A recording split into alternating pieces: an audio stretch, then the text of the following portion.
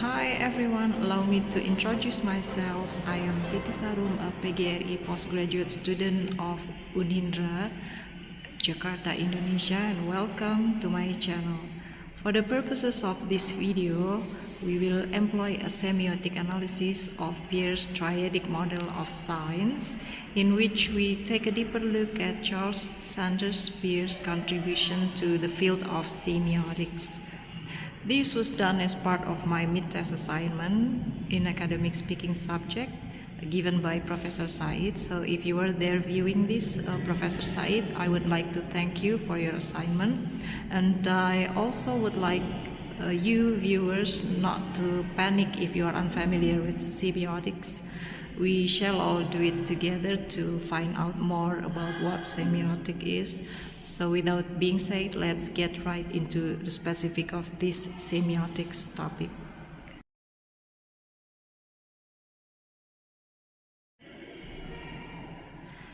Charles Sanders Peirce. He is a very important figure in American intellectual history.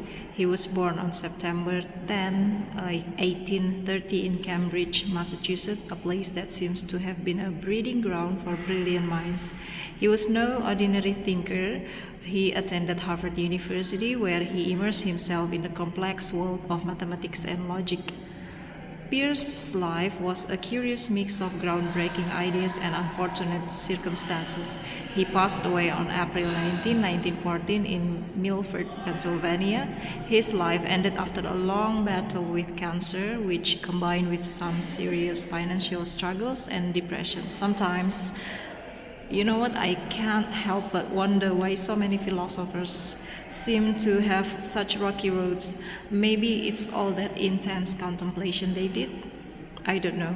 Yet, I could only thank them for their invention and thoughts. Charles Sanders Peirce is also regarded as the founder of pragmatism. And on top of that, Peirce is known as the father of modern semiotics. Think about it. Every time you read a book, look at a piece of art, or even encounter everyday symbols like traffic signs, you are engaging with the principle Peirce helped to define.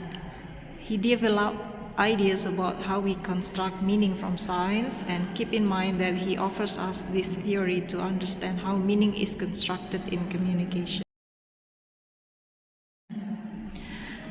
Before understanding Peirce's theory, let's have a bit of refreshment of semiotics. We know that semiotics is the study of signs and symbols and how they create meaning in our world. At its core, semiotics explores the various ways we interact with one another through communication, images, gestures, or sounds, and investigates how these elements convey ideas and concepts. Understanding semiotics is fundamental for several reasons. It provides the framework of reality in a way that enables us to see what meaning looks like across different conditions. It helps us recognizing that communication is not merely about the words we use, it's also about the cultural and social contexts that inform our interpretation. Understanding of the messages we send and receive is also part of this semiotics.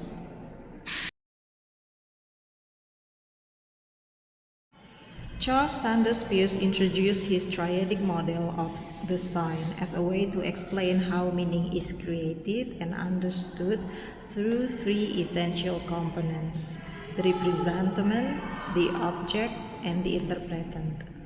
Unlike models that see sign in simple two-part relationships, Peirce's approach emphasizes a dynamic three-way interaction. The representament is the sign itself, the form that sign takes, like a word, image, sound, or symbol.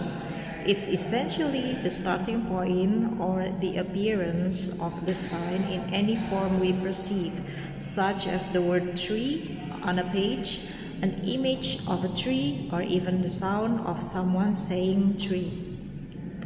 Next, there's the object, which is what the sign actually refers to in the real world.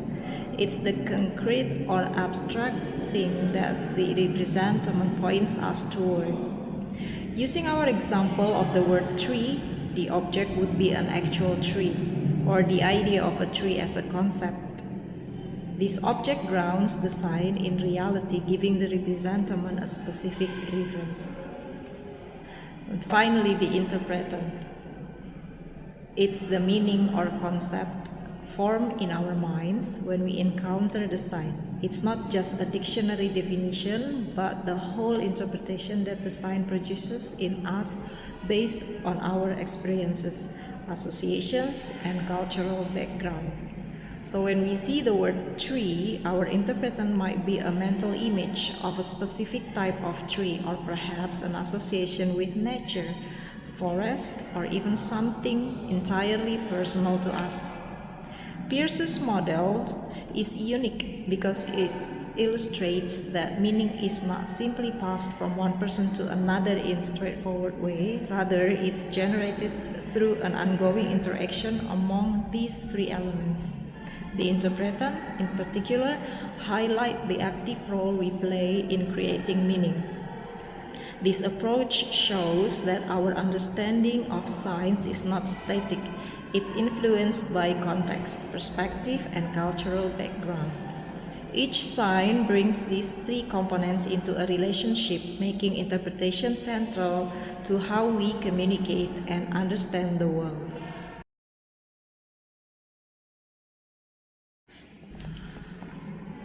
On this part, we have simple but powerful example of a sign we all recognize, the stop sign. Let's break it down using Peirce's triadic model to see how meaning is created through the representament, the object, and the interpretant. The representament here is the visual appearance of the sign itself, the red octagon with white bold letters spelling stop. This is the form of the sign that we see on the road. Then we have the object. In this case, the object is the actual action the sign refers to, stopping your vehicle. The stop sign is designed to direct drivers to halt at an intersection, keeping traffic safe and controlled. So the object is that act of stopping, grounded in real-world action. Finally, we reach the interpretant, which is the mental response or concept that forms in our minds when we see this sign. Based on our knowledge of traffic rules and social context, we interpret this sign as a command to stop immediately. The color red and the bold letters and the octagonal shape all add up to that sense of urgency, helping us instantly recognize the message without needing to think about it. Our understanding of a stop sign isn't just based on its appearance, it's shaped by how we interpret that appearance within a social and cultural context, making this everyday sign an effective tool to tell us to stop. In this part, we are using a familiar concept, a cat, to illustrate Peirce's three types of sign: icon, index, and symbol. Choosing a cat as an example helps simplify these ideas because it's something we all know and we can easily recognize. This way we can focus on understanding how different types of signs function rather than getting lost in the details of complex or abstract examples. So let's start with the icons. An icon represents its object by directly resembling it. Here we have a picture of a cat, which functions as an icon because it visually mimics the real animal. Icons are powerful because they immediately communicate what they represent. We don't need any extra context to understand that this picture stands for a cat. Icons rely on resemblance by convey meaning directly. And then we have indexes, which don't resemble their object but are linked to them in some tangible way, either physically or causally. In this case, the cat's footprints are an index.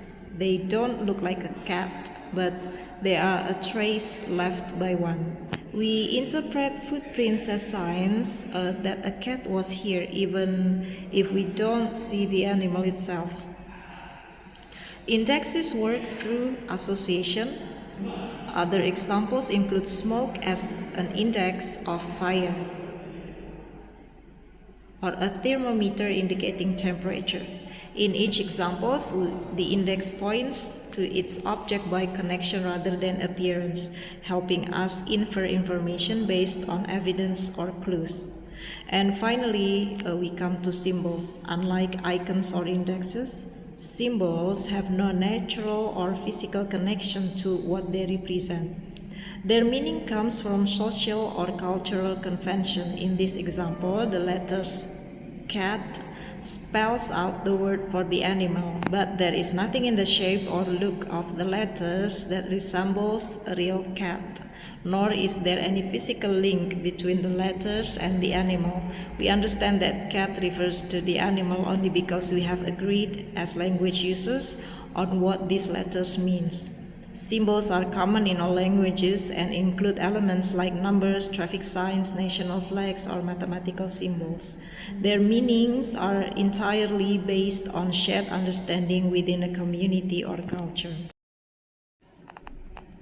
And now, we are exploring some practical application of Peirce's semiotic theory in the real world. His model doesn't just help us understand science on a theoretical level, but it's also highly useful in a variety of fields, like language learning, as a great example. Peirce's theory helps language learners understand how word symbols relate to their meanings and how images or actions, icons, and indexes can support vocabulary acquisition. For instance, showing an image of an apple when teaching the word apple uses an icon to reinforce meaning, while gestures might serve as indexes that aid memorization.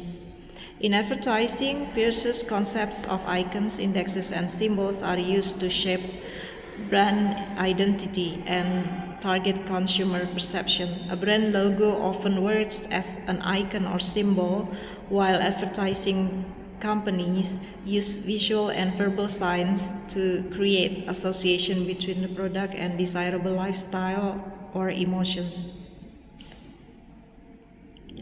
Media and communication also heavily rely on Peirce's model to convey complex messages quickly. News broadcasts, for instance, might use iconic images or footage to tell a story, while indexes like on-the-ground video footage provide evidence. Social media too is filled with symbols and signs. Emojis, hashtags, and trending images all serve as symbols that helps us interpret online messages quickly.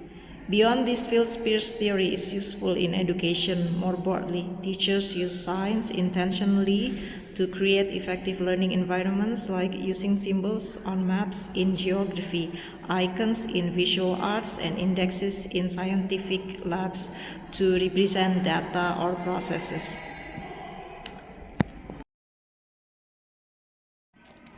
In this part, we'll look at Peirce's idea of unlimited semiosis. This concept suggests that interpreting science is an ongoing process that can go on endlessly.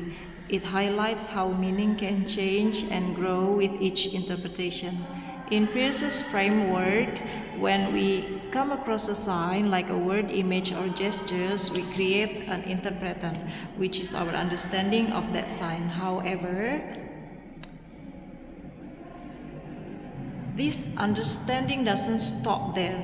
Our interpretant can become a new sign in itself, leading to even more interpretation. This means that every time we interpret a sign, it can lead us to think of a new sign and meanings, creating a continuous cycle. As an example, consider the word freedom. We may think of a personal freedom, political rights, or liberation whenever we hear this word. There are a lot of ways to interpret freedom, and each one of those ideas will open you up to a new thoughts. For instance, considering our freedom could call a historical event or cultural understanding to mind.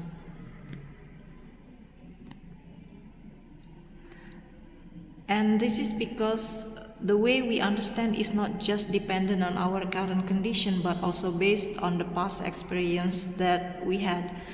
our backgrounds, and different contexts.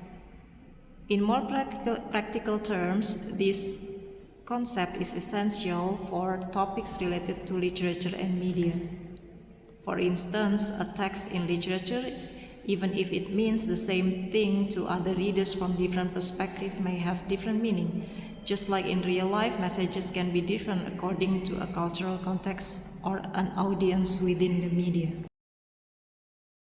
Now that we have come to the last part of this topic, and let's do the recap. So, this model has shown us how we form interpretation from signs and make sense of our world as part of it by analyzing each sign through its representative, its object, and its interpretant.